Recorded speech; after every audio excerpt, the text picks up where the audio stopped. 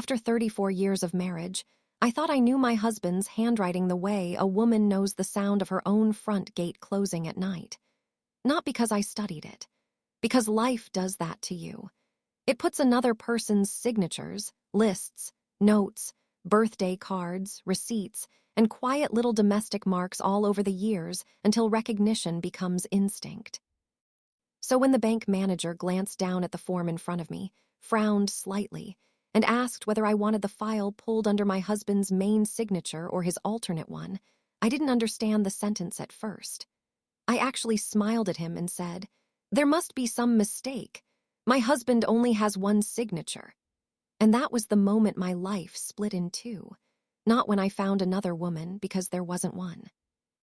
Not when I overheard a confession, because there wasn't one of those either. It happened in a quiet office at a polished desk, under soft overhead lights, with a man in a navy tie looking at me as if he had just realized no one had told the wife. My husband, Leonard, and I had been married long enough that people had stopped seeing us as two individuals and started speaking about us as one of those permanent household combinations, the way people say lamp table or salt pepper. We were in our 60s, settled, respectable, church-going enough to be recognized, but not sanctimonious about it.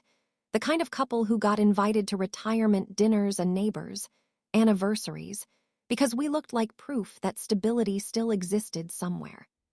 Leonard had owned a small but successful insurance brokerage for years before selling his share and semi-retiring. He still kept a narrow office downtown and called it consulting, though most of what he actually did buy then seemed to involve lunches, calls, and the kind of paperwork men claim takes 5 minutes and somehow still requires a locked briefcase.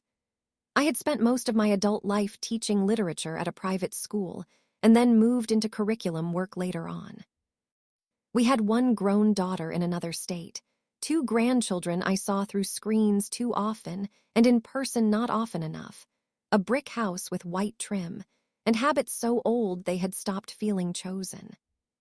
The thing about long marriages is that people mistake familiarity for transparency. They assume the longer you have lived beside someone, the fewer corners remain. That's nonsense, of course, but it is comfortable nonsense, and comfort makes intelligent people slow. If you had asked me 6 months before the bank what worried me about Leonard, I would not have said deception. I would have said distance, maybe. A heaviness. A feeling that he was becoming less available in some interior way that was difficult to put into words without sounding ungrateful or melodramatic. He was not cruel. He was not cold in any obvious manner. He still brought in the groceries, still asked whether I needed gas in the car, still kissed my forehead if he passed behind my chair while I was reading. But over the last 2 years, something had changed in his attention. It had become more procedural, as if care were still being performed correctly while intimacy had quietly stepped out of the room. I told myself this was aging, retirement, men and their strange fear of irrelevance, maybe even depression. Publicly, if someone had asked, I would have said we were fine. Women of my generation often know how to say that sentence without lying and without telling the truth. The bank visit itself was so ordinary it feels almost insulting in hindsight.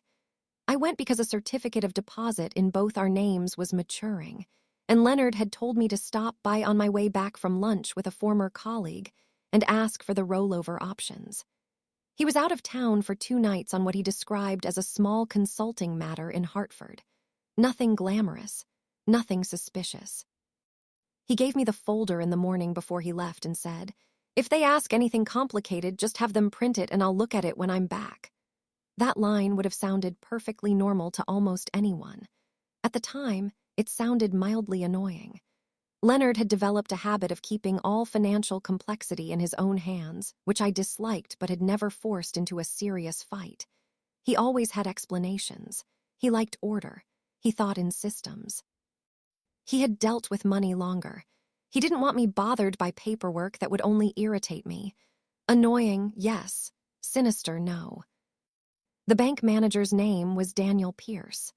Middle-aged, careful, professional in the way that makes you feel both reassured and slightly corrected by posture alone. He welcomed me into his office, took the folder, typed for a few moments, then tilted his head in that tiny way people do when a fact has just slipped out of place.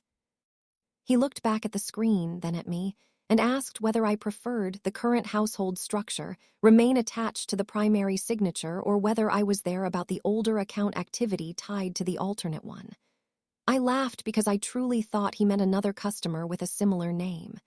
Then he said, "Leonard Mercer," and read out my husband's full date of birth. I said, "Yes, that's my husband." He paused just long enough for the air to change, and then asked the question that still wakes me up sometimes because of how gently it arrived. "Mrs. Mercer, you are aware he maintains 2 live signatures in our records, aren't you?" No, I was not. I watched Daniel Pierce realize that answer before I said it out loud. What decent people do in that moment is one of the few things I still appreciate about human beings. They become careful. He didn't panic or start flinging information around. He simply shifted from routine to restraint.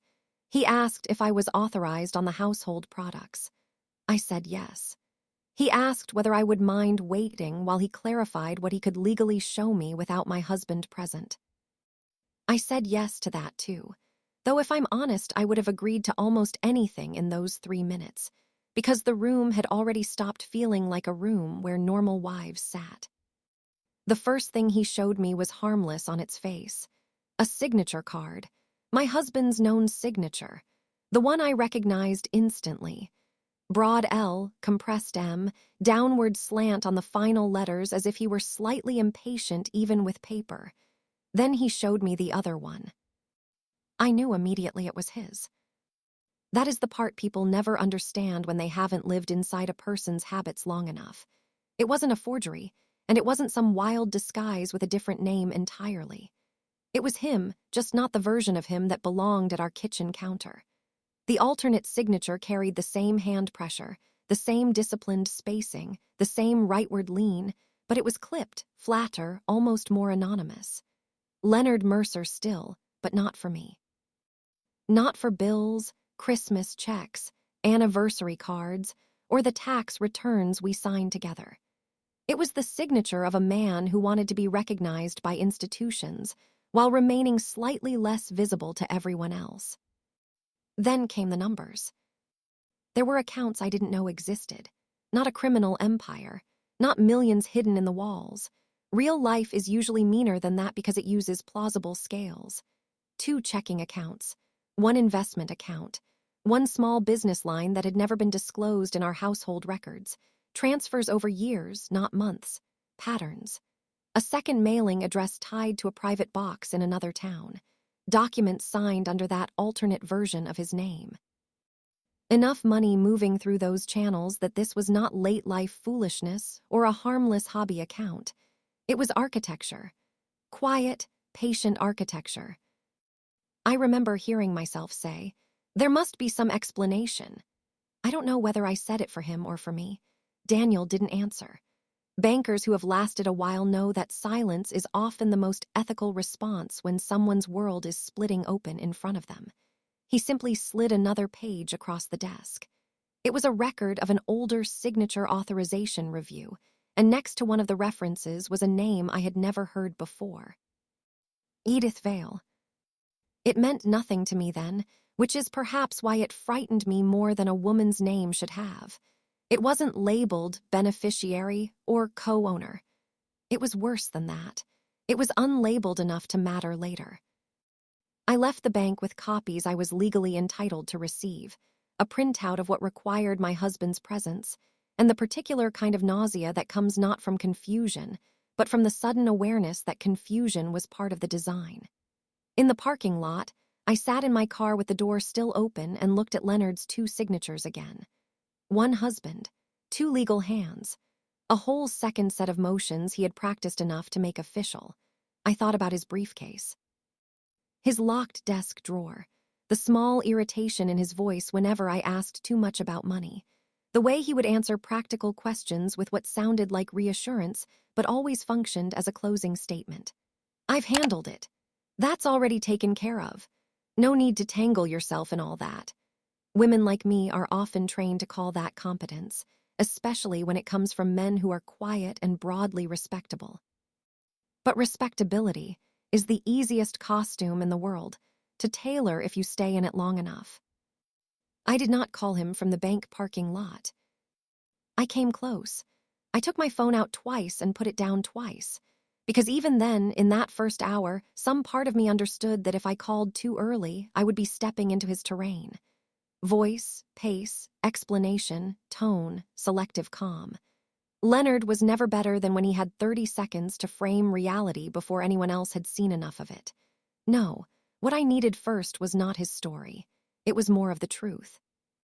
The second shock arrived that same evening, and had nothing to do with money. I waited until after dinner, after the dishes, after my neighbor Ruth had stopped by to drop off cranberry bread, after the world had performed enough normalcy to feel almost cruel. Then I went into Leonard's study. I had been inside that room 1,000 times over the years, but not really inside it. Like many wives, I respected territories I never should have respected so completely. His files were in order. His old client binders sat labeled on shelves. The desk was neat in the way neat men's desks often are when neatness is also camouflage. I knew where the locked drawer key usually lived because 34 years teaches you things even when you haven't decided to learn them. Taped inside the top lip of the second bookshelf. I had seen him reach there absent-mindedly once years ago and never forgot. Strange what the mind keeps. Inside the drawer were 3 things that mattered. A second checkbook tied to one of the accounts I'd seen that afternoon. A slim leather folder containing documents for a storage unit in the next county. And a sealed business envelope addressed not to Leonard Mercer, but to L.W. Mercer. L.W. I sat there on his carpet staring at those initials, trying to remember if I had ever heard his middle name spoken in full in all our years together. We used family stories the way couples do, recycling them until the edges blur. His mother's bridge club, his father's temper, the brother he stopped speaking to in his 20s, the first dog he loved, the boss he hated in 1989. But his middle name, I honestly couldn't tell you. Isn't that shameful? To discover in your 60s that there are parts of a man's basic documentation you have never needed because you thought marriage itself was documentation enough. The envelope contained nothing dramatic, a renewal notice for the storage unit and a receipt for 6 additional months paid in advance.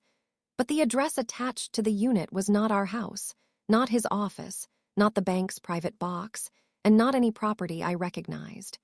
It was a small office suite in a town 28 miles away. Suite 214.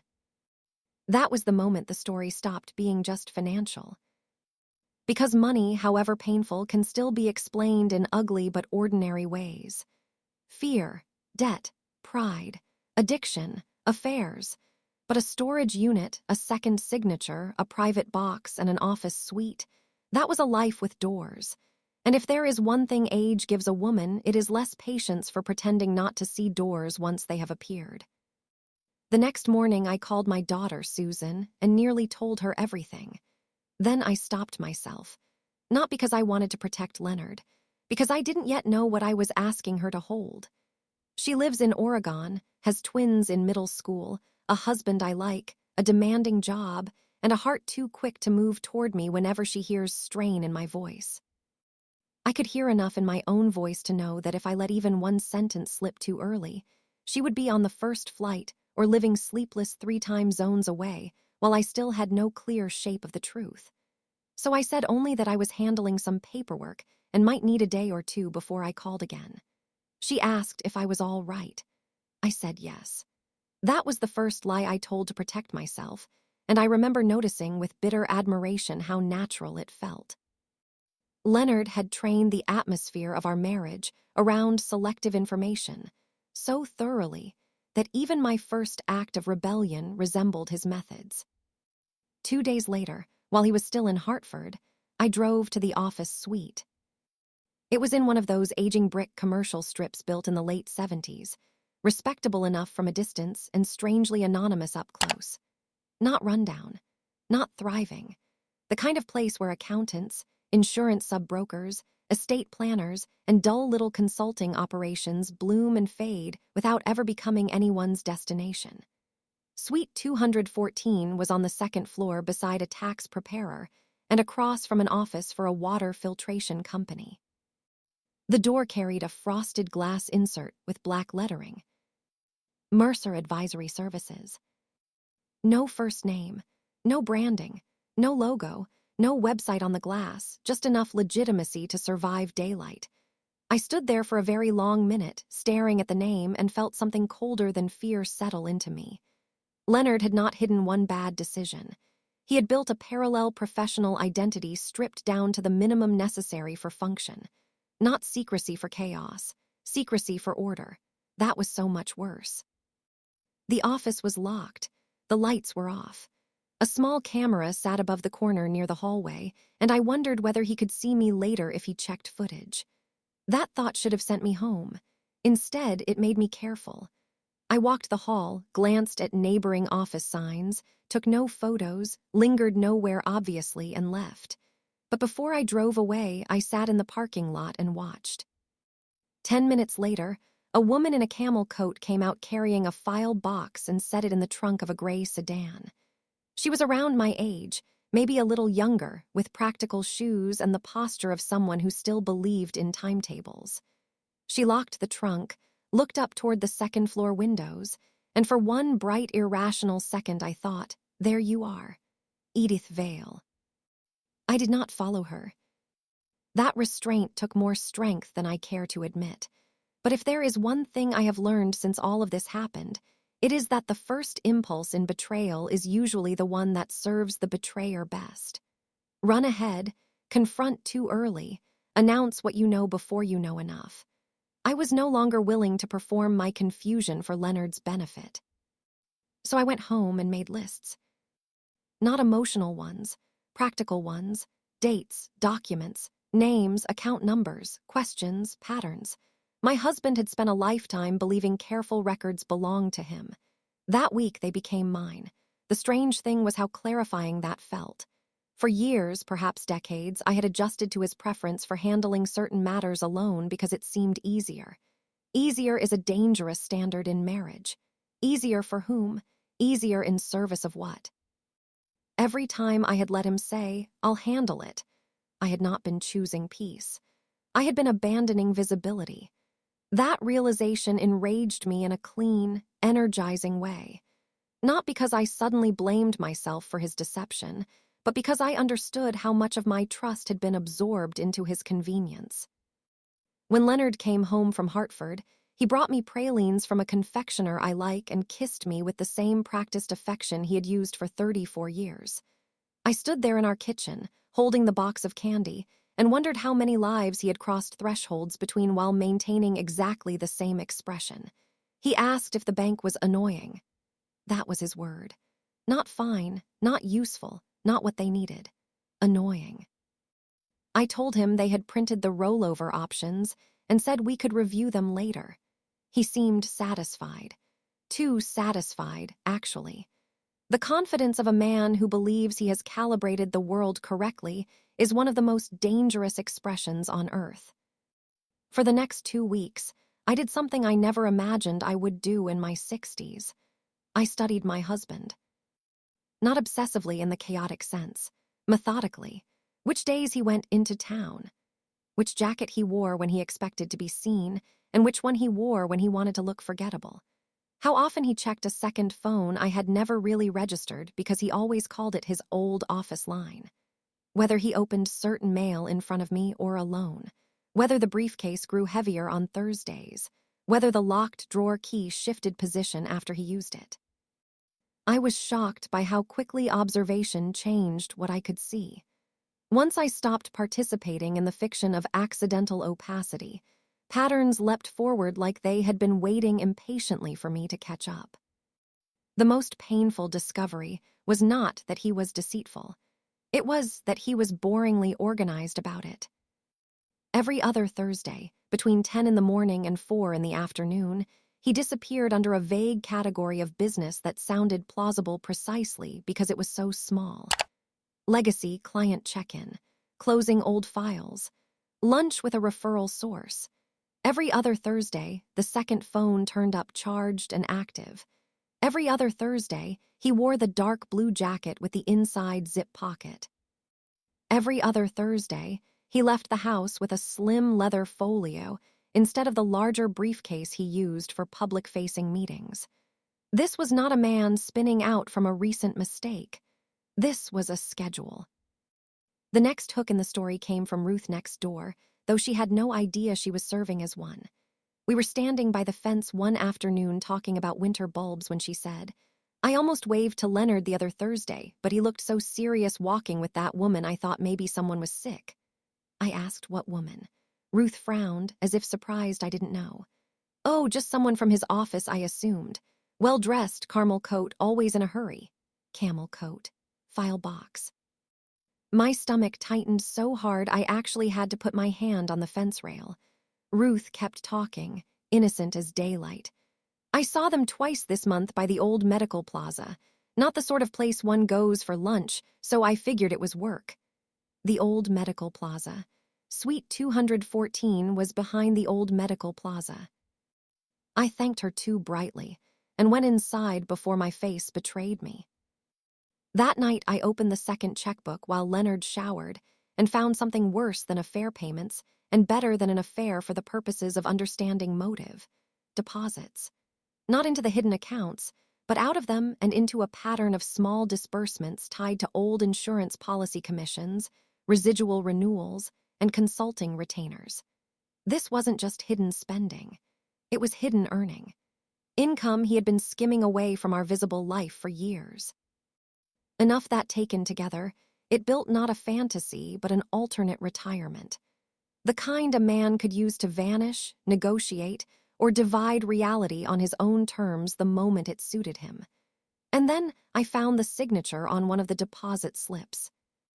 L.W. Mercer. I stared at it long enough to memorize the loop on the W, and that is when the name finally came back to me. Wallace. Leonard Wallace Mercer.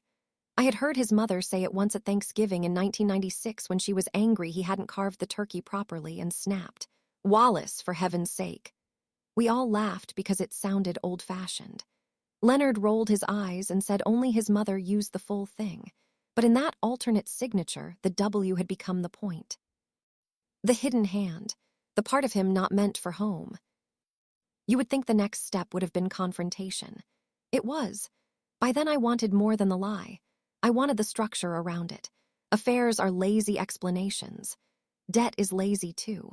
I needed to know whether this second signature, these second accounts, this second office, and this woman in the camel coat formed one hidden life or several. More importantly, I needed to know whether he thought he was preserving something from me or preparing something against me. There is a moral difference between a shameful secret and a contingency plan for your wife. So I went back to the bank. This time I asked better questions. Daniel Pierce had the discreet patience of a man who has seen families split at desks and learned to make no sudden movements around truth. He couldn't give me everything, but he gave me enough. The alternate signature had been in use for almost 9 years. Some of the accounts predated Leonard's semi-retirement. The private box had been added 5 years ago. There was a pattern of authorized document pickups by a second approved individual, Edith Vale, not spouse, not co-owner. Authorized contact. I asked if that meant business partner. He said, carefully, it could. I asked if my husband had ever represented himself as widowed, separated, or unmarried in any account context visible to the bank. He paused too long before answering. There have been forms where marital status was not filled inconsistently. That sentence was worth 10 confessions. I left the bank with enough to know that whatever Leonard had built, it depended on my absence from the official story. 3 nights later, I found the storage unit. I had taken the document from his drawer, copied the number, and waited until I knew he was at one of his church committee dinners. the kind that kept him occupied for hours and full of small self-satisfaction afterward. The facility sat beyond the highway in a fenced industrial strip with poor landscaping and motion lights too bright for mercy. I rented a unit of my own under a pretext just to get an access code and a reason to be there without looking like a wife in a thriller. Old age, if used correctly, grants women a wonderful kind of camouflage. People do not expect us to be operatives in our own lives. Inside Leonard's unit were not love letters or hidden paintings or the dramatic nonsense people imagine when storage units enter stories. There were file boxes, tax records, policy renewal binders, office signage waiting to be replaced, and one small cedar chest with brass corners. That was the only object in the entire unit that felt personal. Inside the cedar chest were photographs. Not romantic, not indecent, not even especially intimate in the usual sense, but intimate enough. Leonard in the office suite over multiple years. Leonard and the woman in the camel coat at various conferences, luncheons, and one Christmas dinner in front of a tree I had never seen. Leonard receiving what looked like a retirement plaque from a group of people who were not ours. Leonard standing beside a sign that read Mercer and Vale Advisory in an earlier version of The Office. Leonard in a candid shot, wearing a cardigan I had given him for our 31st anniversary, smiling at something out of frame with a softness I did not recognize because it belonged to a context I had never entered. And then there was the business card beneath the photos.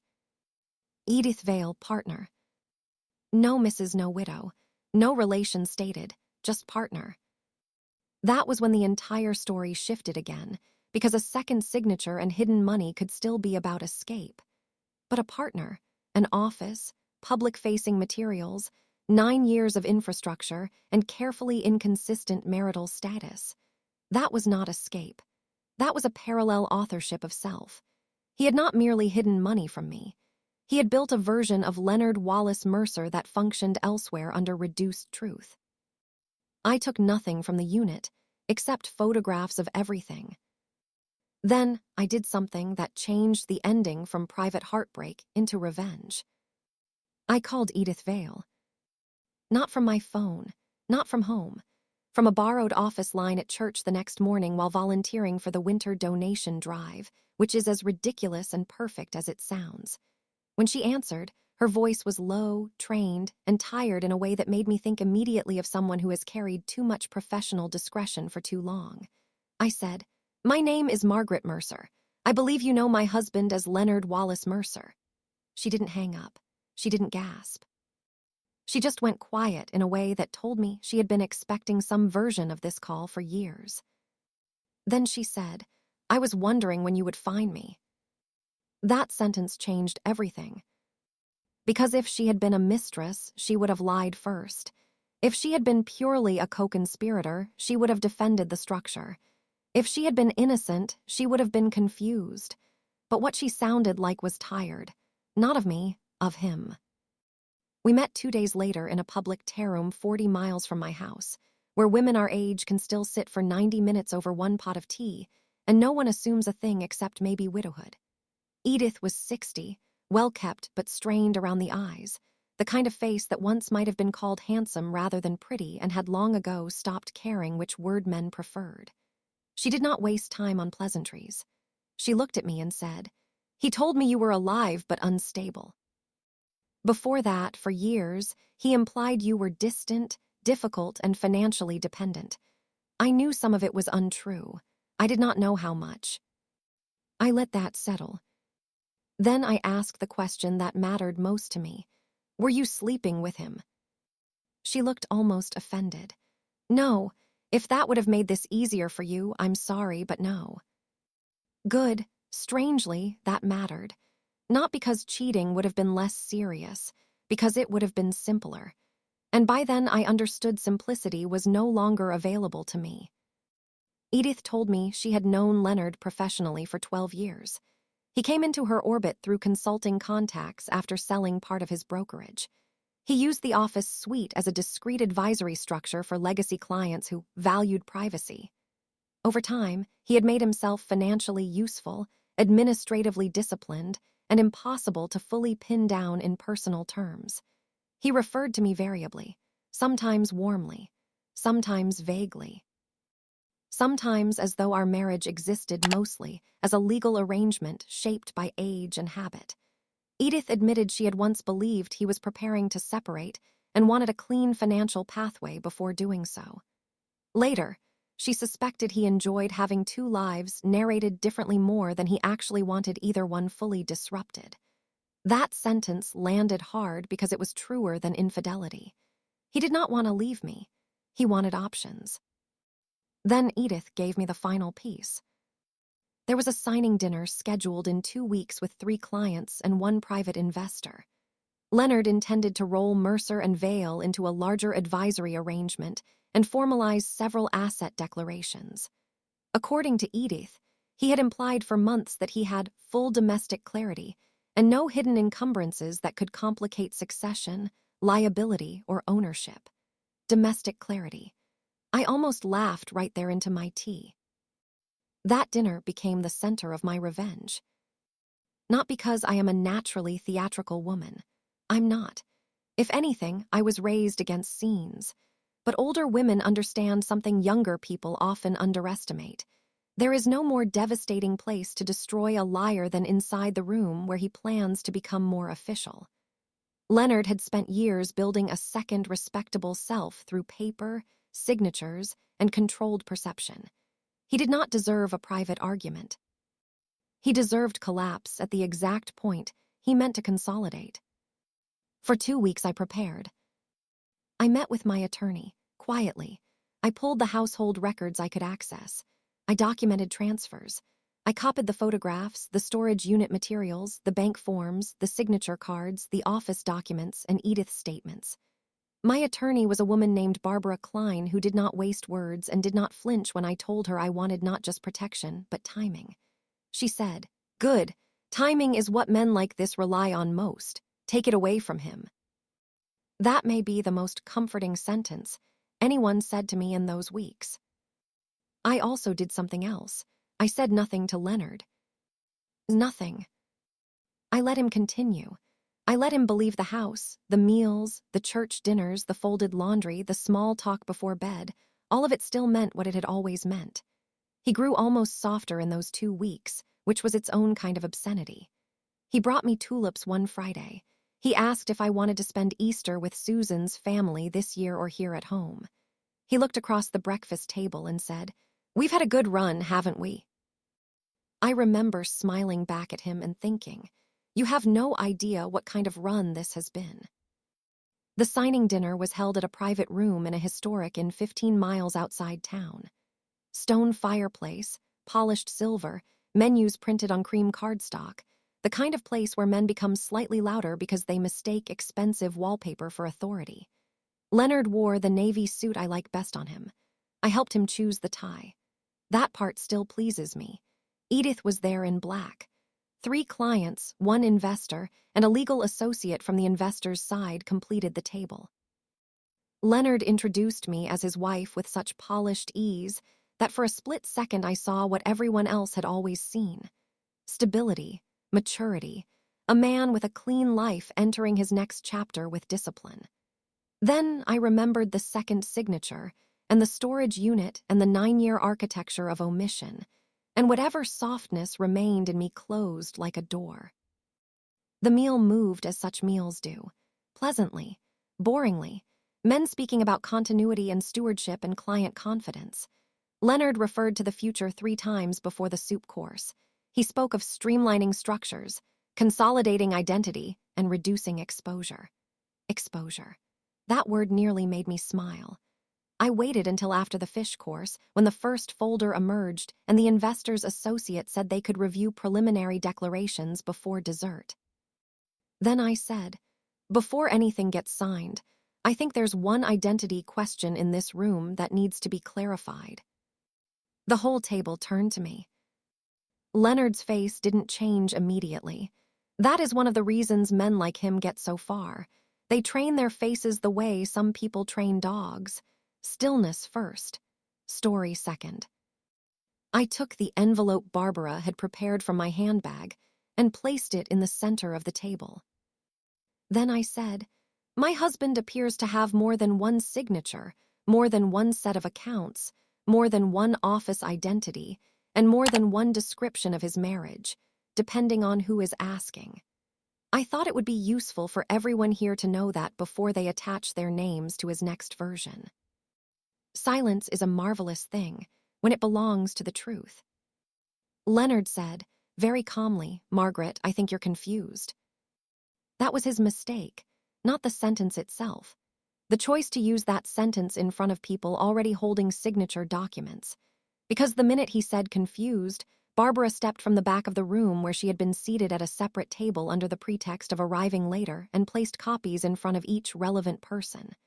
Signature cards, account histories, photos, the office registration, marital status inconsistencies, a summary letter of legal concerns. She did not need drama. Paper has its own volume. The investor's associate went first.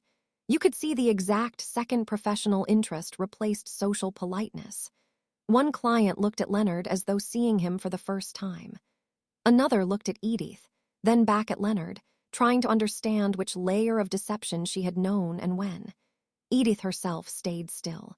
She had already chosen her side by then, though she never said a word that night until it mattered.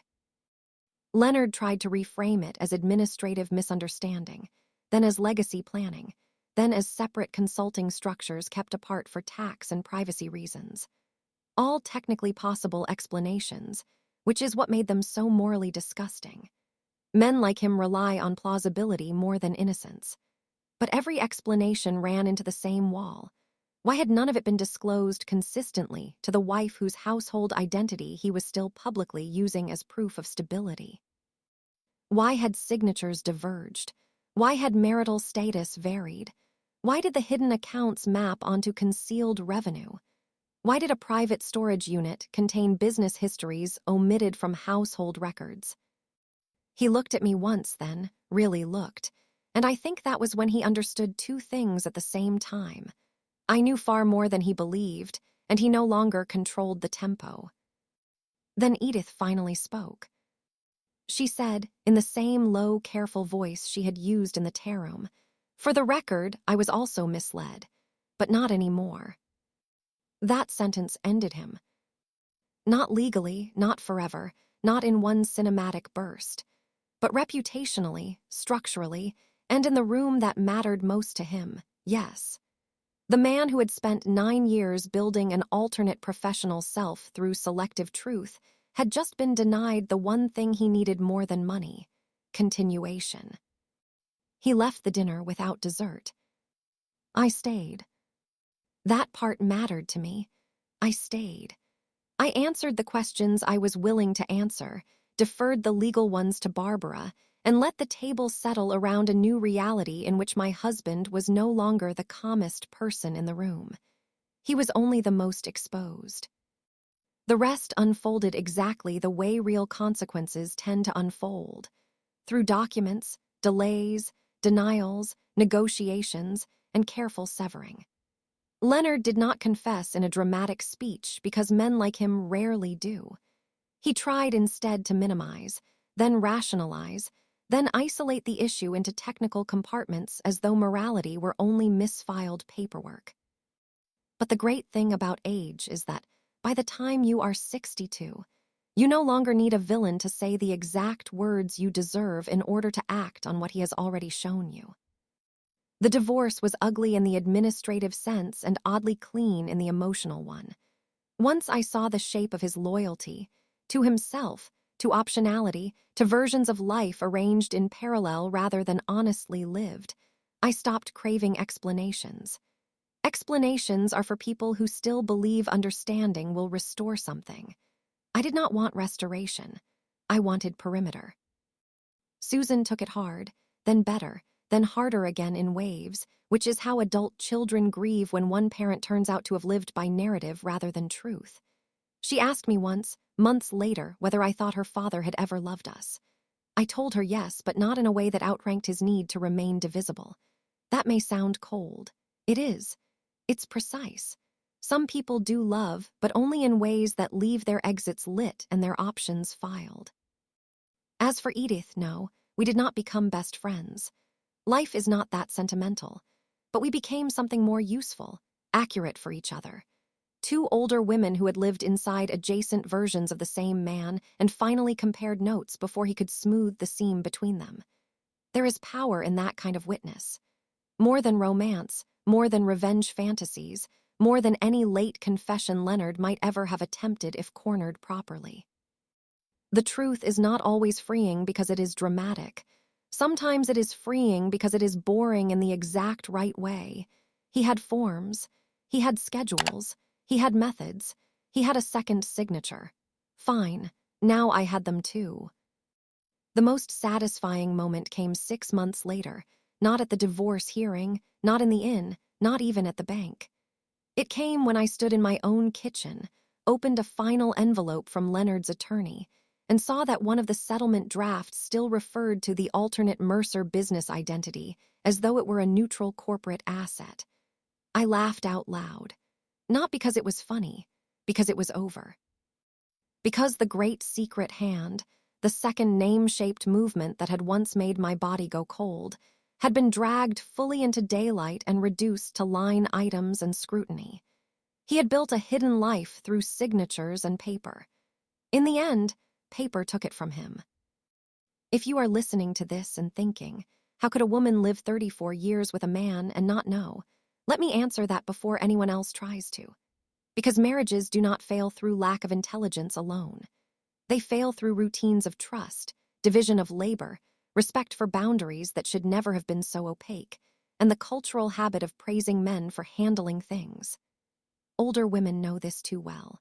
We were often trained to call management love if it arrived in a steady enough voice. Leonard did not trick me because I was foolish. He tricked me because I behaved like a wife from my generation is often rewarded for behaving.